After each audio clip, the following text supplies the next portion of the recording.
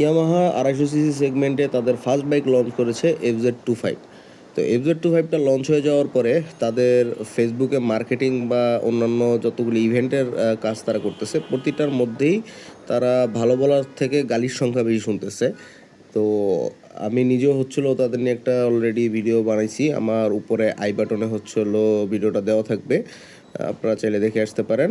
আর FZ সিরিজটা আসলে ভালো কি খারাপ আজকে সেটা নিয়ে আলোচনা করব, এবং এই প্রাইজে আপনার FZ25 কিনা উচিত কি উচিত না এটার প্র্যাকটিক্যাল কিছু কথা আপনাদের সাথে শেয়ার করবো। তো hey everyone, this is Shamsul Arifin Pias and you are watching noob rider. Welcome to another blog.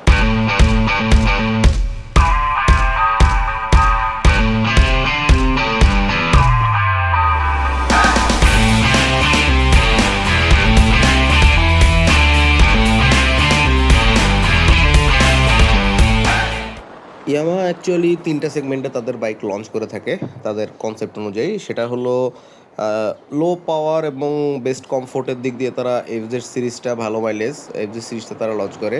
যদি আপনি নেকেডের মধ্যে স্পোর্টি ফিল চেপ পেতে চান তাহলে তাদের এমটি সিরিজ, আর স্পোর্টস সেগমেন্টে তাদের R1 সিরিজটা। তো এটার মধ্যে এফজেড সিরিজটা বাংলাদেশে খুবই পপুলার।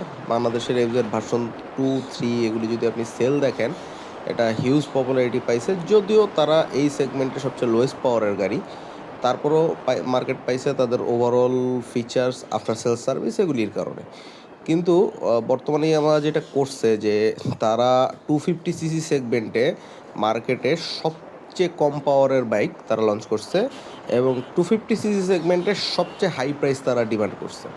এখন এইগুলি যদি আমি স্পেসিফিকেশন আমি সাইডে রেখেও তাদের অন্যান্য জিনিস নিয়ে কথা বলি, তারা যেমন একটা অনুষ্ঠান করছে, সেখানে হচ্ছে হলো কিছু সো কল মডেল অভিনেত্রী এদের নিয়ে এসে হচ্ছে হলো খুবই অশালীন পোশাক পরায় হচ্ছে হলো নাচ গান করাইছে, যেটা আমাদের কালচারের সাথে যায় না। এটা যেমন একটা নেগেটিভিটি তারা ছড়াইছে। আরেকটা জিনিস যেটা করছে তারা, যে আপনার বাইকটাকে তারা ট্যাগলাইনটা দিছে রুল দ্য রোড। হ্যাঁ, রুল দ্য রোড বলছে। রুল করবেন কিভাবে আপনি? বাইকে আপনার না আছে পাওয়ার, না আছে অন্য কোনো ফিচার, না আছে কোনো আপডেটেড কোনো কিছু, ট্র্যাকশন কন্ট্রোল নাই, মিটার আপডেটেড না, ভার্সন 3 এর মিটার আপনি ধরায় দিচ্ছেন না, আপনার চাকা আপডেট করছেন, কিছুই করেন না, জাস্ট ডুয়েল চ্যানেল এবিএস দিয়ে একটা গাড়ি আপনার ধরায় দিচ্ছেন আর অয়েল কুল দিচ্ছেন। তো ওই জিনিসগুলি আপনি না দিয়ে আপনি চাচ্ছেন হচ্ছে হলো আপনার বাইক মানুষ কিনবে। তো তাদের আসলে বোঝা উচিত ছিল যে এফজেড ভার্সন 4 যেটা তারা লঞ্চ করছে সেটাও কিন্তু মার্কেট তারা ওইভাবে ধরতে পারে নাই। ভার্সন 3 এবং ভার্সন 2 যেভাবে মার্কেট ধরছে বা ফেজার যেভাবে মার্কেট ধরছে, সেই তুলনায় এফজেড ভার্সন 4ও কিন্তু ফ্লপ হয়েছে। আমি রোডে ওইভাবে দেখি না, আপনারা দেখেন কিনা আমি জানি না। আগে যেমন ইয়ামার আর সুজুকির এই জিক্সার আর এফজেড এর সিরিজটা প্রচুর রাস্তায় দেখা যাইতো, এফজেড ভার্সন 4 কিন্তু ওইভাবে রাস্তায় দেখা যায় না। তো এটা দেখা না যাওয়ার অবশ্যই তো কারণ আছে। এইগুলো একটা জিনিস, ওইখানে তারা ধরা খাওয়ার পরও তাদের শিক্ষা হলো না। তারা কী করলো, FZ25 4,35,000 টাকায় মার্কেটে ছেড়ে দিল। কিন্তু আমার হিসাবে বাইকটার প্রাইস অ্যাকচুয়ালি হওয়া উচিত হলো 3.5 লাখ থেকে 3,60,000-এর মধ্যে। এটার নর্মাল কনসেপ্ট হচ্ছে হলো আপনার পালসারের N250 যেটা বের করছে সেটা ইন্ডিয়াতে প্রাইস বেশি এফজেডের 25 থেকে। তারপরেও তারা হচ্ছে হলো 3,40,000-এ বাইকটা রিলিজ করছে। সেখানে এফজেডের ধরলাম আমি ইয়ামাহার মার্কেট ভ্যালু হিসেবে 20,000 টাকা তারা বেশি পায়, তাহলে 3,60,000 সর্বোচ্চ তাদের প্রাইজিং হতে পারে, এর উপরে হওয়ার কোনো যৌক্তিকতা নাই।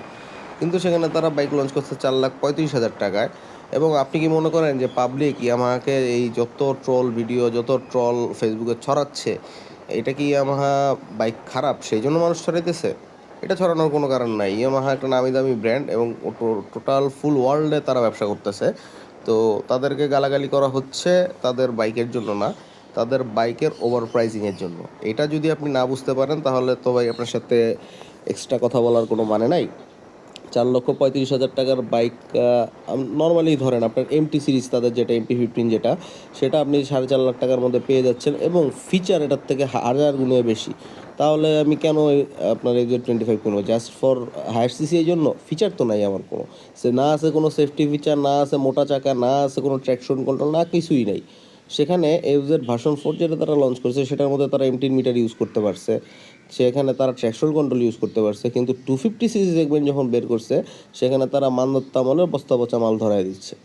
তো আপনি বাঙালি এতই ছাগল যে হলো আপনি যাই দিবেন তাই খাবে, এটা তো হয় না। তো ইদানিং ফেসবুকে বিভিন্ন গ্রুপগুলিতে দেখতেছি তারা বলতেছে রাস্তার সিংহের উপর হলো সবাই উল্টাপাল্টা বলে। তো ভাই সিংহ হইলো কীভাবে? সিংহ যে গর্জন করবে, গর্জনের আগেই তো তার ম্যাও করে আওয়াজ বের হয়ে যাবে। তো এফজেডের যারা দালালি করতেছেন, সেটা ব্লগার হোক বা সেলস গার্লরা হোক, সেলসম্যানরা হোক, আর আমার খুবই বাজে একটা জিনিস যেটা, তারা হলো মেয়ে দিয়ে মার্কেটিং করে। তাদের সেলস গার্লগুলি দেখবেন গ্রুপগুলিতে খুবই অ্যাক্টিভ, বাইকিং গ্রুপগুলিতে, এবং সেখানে তারা খুব পোস্ট দেয়। নিজেরা তো বাইক চালাই না, কিন্তু তারা হলো গ্রুপগুলিতে সিংহের গর্জন দেওয়াই দিচ্ছে। তো বাইক যেটাই হোক, সিংহের গর্জন দিক আর বাঘের গর্জন বা বিড়ালের গর্জন যেটাই দিক, ইয়ামাহা বাইক হিসেবে খুবই ভালো বাইক। তাদের আপনি যদি হাই পাওয়ার সেগমেন্টে যেতে চান তাহলে এমটি সিরিজ নিতে পারেন। আর এফজেড সিরিজ তাদের জন্যই যারা হলো আমার পাওয়ারের দরকার নাই, আমার কোনো কিছুরই দরকার নাই, আমি 250 সিসি সেগমেন্টে 150 সিসির পাওয়ার লাগবে বা 150 সিসি সেগমেন্টে 125 সিসির পাওয়ার লাগবে, তারা হলো আপনার এফজেড সিরিজটা তাদের জন্য। আর আপনি যদি পাওয়ার চান তাহলে এই জিক্সার আছে, সিএফ মোটো আছে, সিএফ মোটো খুবই ভালো করতেছে বাইকগুলি। বা নতুন লঞ্চ হলো কিউজে, আপনি নর্মালি কিউজে গতকালকে লঞ্চ হয়েছে, কিউজের পাওয়ার আপনি বাইক নর্মালি ক্যালকুলেট করেন। কিউজে চায়নার বর্তমানে টপ সেলিং ব্র্যান্ড, এটা আমার কথা যদি বিশ্বাস না হয় আপনারা যে খোঁজ নিয়ে আসতে পারেন। তারা তাদের 180 সিসি সেগমেন্টের বাইক লঞ্চ করছে হলো 2,59,000 টাকা, আর 160 সিসি সেগমেন্ট লঞ্চ করছে 2,40,000 টাকা। হ্যাঁ, ধরলাম আমি সেটা চাইনিজ ব্র্যান্ড, তার জন্য তার মার্কেট ভ্যালু হিসেবে 20-30 হাজার টাকা, 40,000 টাকাই তার কম হইলো। কিন্তু আপনি ইয়ামাহার তো প্রাইস আমরা জাস্টিফাই করতে পারতেছি না। ইয়ামাহা কখনো শুধরাবে বলে মনে হয় না। এই ইয়ামাহার ব্র্যান্ডিংয়ের পিছনে তারা আসলে অনেক টাকা খরচ করে, এই কারণে বাইকেও তাদের দাম বাড়ে, কিন্তু ব্র্যান্ডিংয়ের পিছনে তারা নিশ্চয়ই এত টাকা খরচ করে না যে পার ইউনিট বাইকে তাদের 1 লাখ টাকা করে মার্কেটিংয়ের খরচ যাচ্ছে। তো এটা যদি করতে হয় ভাই, আপনি বাইক বেচা বন্ধ করে দেন, আপনার বাইক বেচার দরকার নাই। আপনি এসব ঠেলাগাড়ি আমাদেরকে গছায় দিয়ে লাভ নাই। আমি পার্সোনালি এফজেড সিরিজ পছন্দ করি না, কারণ আমি বাইক চালাই থ্রিলের জন্য। হ্যাঁ, আমার টপ স্পিড আমি দেখবেন না, আমার যারা ব্লগ দেখেন যে আমি রাস্তায় টপ স্পিড, আমি একটা লিমিটেড স্পিড তুলি, 80-100 একটা স্পিড আমি হাইওয়েতে গেলে তুলি, কিন্তু ওই টপের দিকেও আমার মন মানসিকতা নাই, এবং আমার ওই টাইপের রেস করার ইচ্ছা নাই। মাঝে মধ্যে একটু টানাটানি করতে সবারই ভালো লাগে বাইক যারা চালাই, তো ওই নর্মাল থ্রিলটা পর্যন্ত আমি এনাফ, এর বেশি আমার লাগবে না। কিন্তু তাই বলে রাস্তায় আরেক গাড়ির পিছনে, রিক্সার পিছনে বসে থাকবো, এটাও আমি মানতে পারবো না। তো 250 সিসি সেগমেন্টে এফজেডের 25টার প্রাইস 3.5 লাখ থেকে 3,60,000 টাকা হওয়া উচিত। এটা আমার যারা প্রোটেস্ট করতেছে, প্রোটেস্টকে আপনারও সাপোর্ট দেওয়া উচিত। তাতে হলো ভবিষ্যতে আইসিআই মোটরস তাদের বাইকের দাম কমাবে। তো আজকের ভিডিওটা এই পর্যন্তই, দেখা হবে সামনের কোনো ভিডিওতে। চ্যানেল নতুন হলে অবশ্যই একটা সাবস্ক্রাইব করে দিবেন। তো দেখা হচ্ছে সামনের ভিডিওতে, সেই পর্যন্ত সবাইকে খোদা হাফেজ।